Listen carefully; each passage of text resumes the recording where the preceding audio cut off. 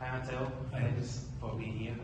First, we talk a lot about injuries, physical injuries, but what's in terms of mental side, what's the hardest part of being in the sidelines for the last, since the youth soccer, what has been the hardest part for you in not taking place in the tournaments? Tough question. There are many reasons why I was really sad. First of all, obviously because I couldn't compete, which is the thing that I love to do. And then there was another thing that came in. There was that I wasn't enjoying the process of coming back. That it was kind of like the key.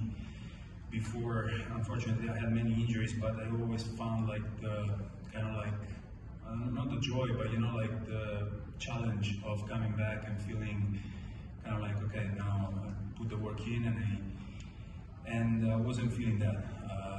When I was feeling something on my body, I was really struggling. I went down, and mentally I wasn't ready to face this challenge. And then many things happened, and I think it was just really important for me to stop and think a little bit and take my time, because the body and the mind, they go together. So yeah.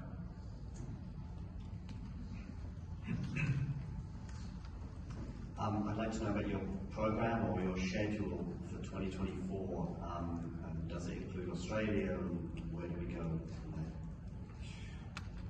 Yeah, hopefully I'm going to start in Australia. That's the goal, to play as many matches as possible next year. So I'm working hard right now to get ready. I love to play in Australia. I had great memories there, and it's a swing that I always really like to go there and play there. So yeah, that's the goal, and I think it's doable. So I'm working hard for that. Hi Matteo. You talked about the pressure and expectations from the people after you did so good in Wimbledon. You said it earlier this year. What are your thoughts about it right now, and what do you think about the sport from the people?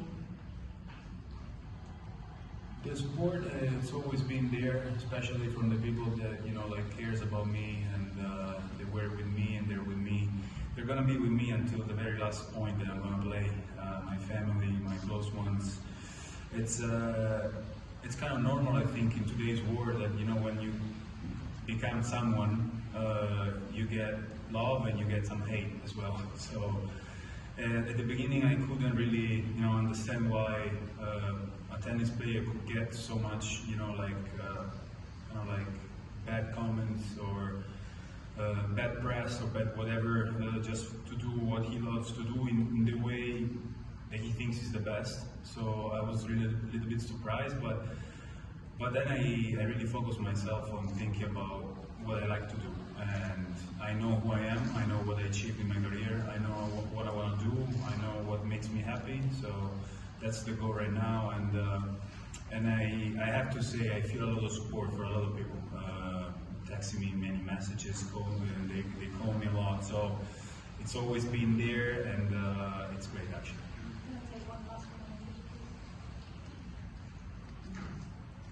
Hi Matteo. You've played Rafa at a Grand Slam or a hard court in Australia and also in New York. You've played Novak on the clay in Paris. Which of those two kind of challenges did you think was more difficult?